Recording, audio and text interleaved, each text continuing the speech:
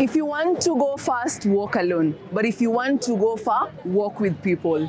If you want to go very fast to Thika, please first take Kenol route to Agige, Dipata Dederu, and now you're in Thika. In our episode today, we bring you the power of people coming together in great numbers. Great numbers. Mimi nataka kufika pale Thika. Niko na watu wako na ka group wanasaidiana mpaka kulipa rurashio. Dowry. Imagine dowry.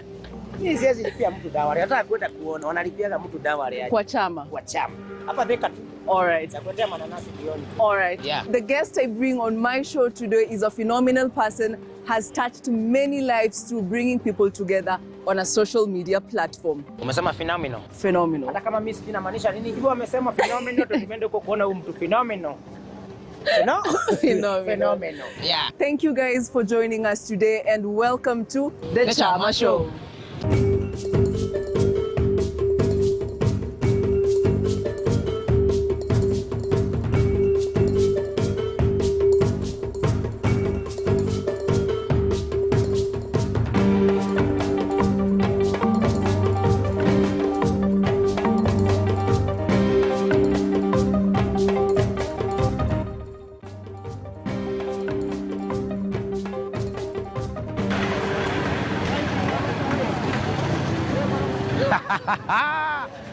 Tuko Thika.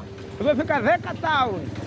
Leo nimekuja hapa Thika ku meet one of the chama inaitwa Tuko Strong Pamoja. Ni chama ya vijana wadogo sana na there is something unique they are doing. Unataka kujua, do you want to know that unique thing they do as a chama? Tuingie ndani nikuoneshe. Je, watu. Gavana. Mtu asijaribu kuniita gavana. Wewe niite hivyo, mtu asiniite gavana. Hivyo ndio mnafanya, mnaanza kutoanisha watu. Ndio nyinyi kati. Ndio. Acha nijigawie. Gavana anaingia hapo chini. Ndio nikiwaomba ingie mtu aseme, "Oh, sijui alifanyiwa nini." Mimi ni pro. Nimeenda mpaka World Cup. Tuache kitu. Sasa hii chama yenu. Mnashinda mkicheza kadi, si ndio?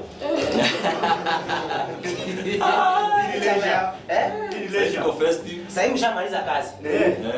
Sasa ni kujibamba. Hii ni mitamba tu. Kwanza nani mcheza na hiki kitu? Sasa hapa naona wote ni hapa kuna watoto wengi.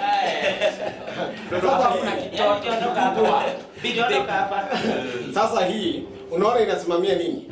Inasimamia ndege. Na hapa niko kama mimi niko na kwa biashara ya tours. Sasa hebu nikuulize, hiyo biashara umesema uko kwa tours na ni uko kwa animal feeds. Animal feeds. Construction. Cabs and kahaya. Hey, mimi sijui nitaanzia wapi nimalizie wapi. Uko zote. Ni biashara. Na NGO nafanya life skills kwa watoto pale Kiandutu slums. Tuko based hapo Kiandutu hospital. Na kuna programs inaitwa Dreams.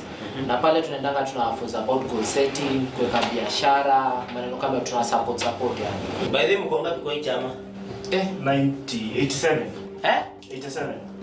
87. Basi si mnanunua kadi mingi sana. Tunanunua tip mbili. Cheza wewe kama una uende chini kama mimi. Acha niende chini. Lakini tukiwa 87 tuko subdivided into groups. Tunaita clusters. So kila clusters. So cluster moja ziko 6. Sasa cluster ni nini? Cluster Watu wa Makongeni, watu kama sisi wa Hapana. Hatuelewi. Hakuna ku divide the region. Una divide kulingana na watu. 10 to 15 members per group. It doesn't matter where you come from. Either uko diaspora majuu ama uko hapa ama uko job. Diaspora. Yes. Mko na watu wa diaspora kwa hii group? Tuko na watu wako Bahrain, tuko na watu wako Qatar, wengine wako Dubai, wengine wako Germany, wengine wako Somalia, tuko na KDF pia. Somalia si. Somalia si majuu. Unahitaji passport. Lakini unahitaji passport. Uko unaenda na ID. Sasa hapa tuko na vitu unasema vitu zinaitwa clusters. Clusters ni kama groups. Unagawanya kwa group 6 ile 87, so unakuwa na smaller group ambayo ina manage vizuri. Kila cluster iko na cluster head. Unaona chairman sasa? Hapana, unapotea. Sio chairman mmoja ni overall. Iko na cluster. Kwa cluster hizo zote. Moja. Alafu pale juu kuna chairman. Na kuna treasurer. Kuna secretary. Kuna organizing. Ile tunaitanga executive. All right? Alafu pale chini tunatengeneza vitu zinaitwa departments. Tuko na kama hii unaona tunacheza hapa, tuko na disciplinary.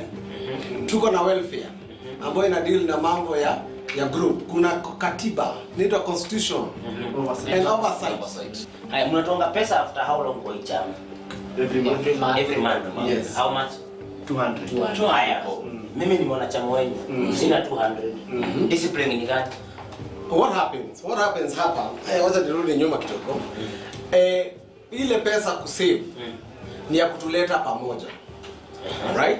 But our main core as a group, tuko strong pamoja, ni kushikana.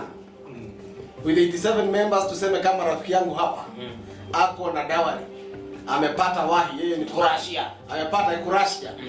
Sisi tunamshikilia, tunamtolea kama 1,100. Kwa hivyo ngoja. Unaona kama utaoa mara mbili. Ngoja kidogo. Huyu amepata mtu. Yes. Na hana kitu ya kuenda kumuona. Ako nayo. Sasa ako nayo kumuongezea. Unamuongezea? Ai. Sasa kama chama mimi siwezi ongezea mtu. Labda nimuongezee. Na nikuwe nikienda lunch time. Hii ni yenu ni unique. Ni kitu gani kingine mnafanya? Hii chama yenu ni unique. Ni kitu gani kingine mnafanya? Kuna activities more. I'm the organizing secretary of the group. Tuko na sports. So we do charity. We do charity works. Kwa hii chama. Kwa hii chama tunafanya. Hiyo pesa mnatoa. Sasa tukifanya charity, we have another way of raising the money. We have friends of this chama and friends of this group. Jina tuko strong Thika ni jina kubwa. So we have politicians, we have NGOs, we have our friends who are in business. Coaches. We have coaches in the football fraternity. Kuna watu kwa diaspora wako na friends pia wanataka kusupport. They want to give back to the community back home, lakini hawana hiyo platform. So you give them your platform, your platform. Vijana hawa wana story kweli. Meanwhile, I set out to meet a man who has greatly impacted lives through his online community. My guest on the show today is a father to many, a man with a great heart, a philanthropist, the executive director and founder of Affecto Foundation, Ndung'u Nyoro. Welcome sana to my show. Thank you. Kwa kifupi, give us an introduction about yourself and your foundation. Thank you for having me. My name is Ndung'u Nyoro. Ndung'u Nyoro is a father of two and a father of many. And I'm a team leader, Affecto Foundation, which is an organization that has been running now for 3 years. And our core mission is to support students to go to school, be able to learn and be able to support themselves. Together with my online community, we've been running charity activities, charitable activities, for close to 5 years now, where we've been supporting people who are oppressed in one way or the other, especially on health challenges. So the team that we were involved with, they knew the activities that we do, we run online. And in more or less, they were always looking at me and telling me, please do something about these kids. Yeah. And I could feel the weight now on my shoulders.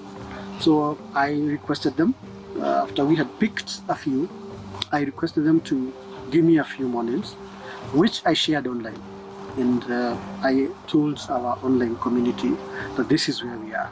The first term of 2018, we were able to pick 35 students and fully support them for 4 years. Wow. And that is where our journey began. Yeah. And up to now, we have 86 students within our program. Congratulations. And even this morning, and you can see we are towards the end of January. There is a student I've just cleared. Yeah. Able to report to school who has been at home. You were able to bring together people who don't know each other, probably have never met, but came together for the same worthy cause to take children to school. Over the last 3 years, how have you been able to constantly grow your numbers on your Facebook page especially and keep these people together to continue doing the good job that you're doing? Sometimes I joke with people and I tell them that my office is Facebook. This is where most of our activities revolve around. If you talk about the success stories of Affecto, you cannot mention Affecto without mentioning Facebook. We refer to each other as family members. This is where our family is. When we started doing these activities and people liked them, they kept joining the platform. And within those less than 4 years, from 3,000 friends, we have now grown to actually 196,000 followers. So these are the people who have come together for a specific cause. So they know that we are here for charity purposes. That is something I have tried also to constantly remind them. In our recent past, our students have just gone back to school, and you having a relationship with very many children, taking them to school. During the COVID-19 period, how were you able to keep your children busy and the Affecto family alive? During this COVID-19 break, it was a worry for everybody, every parent, especially when you're dealing with teenagers. So what we did, bearing in mind that our students come from very, very humble backgrounds, we talked to our online friends. And I remember we had a campaign to get them tablets. We were able to raise funds, and we were able to equip them with tablets. Each of our students, we were able to equip them with tablets. And with that, communication became easier. So we were able to reach all our students. Then it meant that they were able to study online. We tasked them to be updating us on their progress, online learning.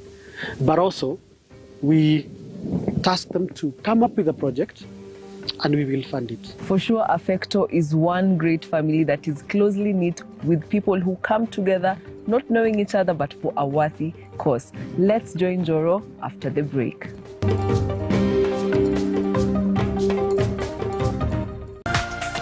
This is KTN News.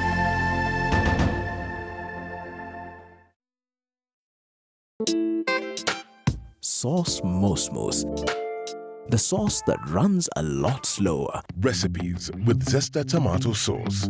In a large saucepan, melt butter and finely chopped onions, garlic and tomato paste and cook for about 5 minutes. Add Zesta tomato sauce and veggie stock and bring to boil.